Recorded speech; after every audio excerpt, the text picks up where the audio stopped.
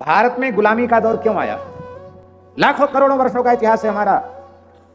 किसी विदेश की धरती पर रहने वाले किसी विदेशी आक्रांता की यह हिम्मत नहीं हुई जो भारत को टेढ़ी नजर से देखे। आखिर क्या कारण हुआ जो इतनी लंबी गुलामी हम लोगों ने सहन की? उसका एकमात्र कारण था सम्राट अशोक का बौद्ध हो जाना। उसने खड्ग को धर दिया, क्षत्रिय ने क्षत्रिय धर्म का त्याग कर दिया, युद्ध बंद हो गए। और उसका परिणाम क्या हुआ?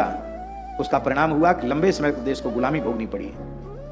आज फिर से वह समय आ गया है कि प्रत्येक हिंदू के घर में शस्त्र होना चाहिए, शास्त्र भी सबके घर में होना चाहिए। गीता, भागवत, रामायण, विनय पत्रिका, भक्तमाल आदि पवित्र ग्रंथ सबके घर में होने चाहिए और अस्त्र शस्त्र भी सबके घर में होने चाहिए। हम चलाना अपनी नहीं चाहते हैं, लेकिन यदि हमारी मन की बात यदि चले तो हम तो पूरे देश का सैनिकीकरण कर दें। प्रत्येक व्यक्ति को सैनिक शिक्षा अनिवार्य हो।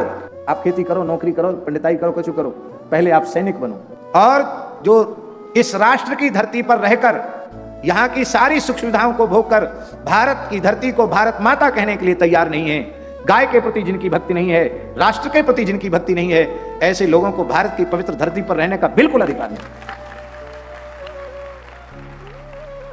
अभी अभी 2-3 दिन पुरानी बात है, सागर में एक मोहल्ला खाली हो गया।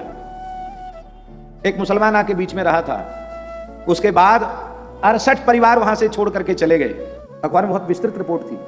सैकड़ों हजारों हिंदुओं के बीच में एक मुसलमान प्रेम पूर्वक रह सकता है, पर ये अधिक बढ़ जाते हैं तो हिंदुओं को पलायन करना पड़ता है। हम फिर कहेंगे हिंदुओं में शत्रुबोध का अभाव है। आप शत्रुता मत करो, लेकिन ये समझो तो सही कि हमारी संस्कृति का असली दुश्मन कौन है?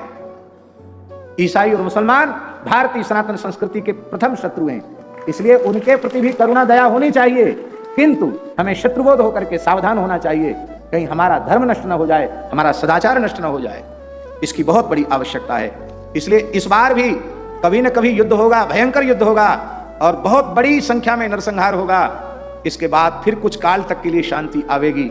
सूरदास जी के एक पद में है, सहस बरस लग सतयुग व्यापे, धर्म की बेल फरे, सूरदास यह हरि की लीला टारे, नाही टरे, रे मन धीरज क्यों न धरे, पूर्व पश्चिम उत्तर दक्षिण 34 प्रजा मरे, रे मन धीरज क्यों न धरे। शुरुआत उसकी हो गई है। इसलिए सब सावधान हो जाओ, ईमानदारी से धर्म और सदाचार का पालन करो, भगवान नाम का जप करो, और जो भगवान के शरणागत होकर रहेंगे उन पर आंच नहीं आएगी। और जो हैं इधर उधर के खाली कचड़ा बने हुए हैं, धरती का भार बने हुए हैं, वो सबका भार उतार दिया जाएगा, सफाई होगी।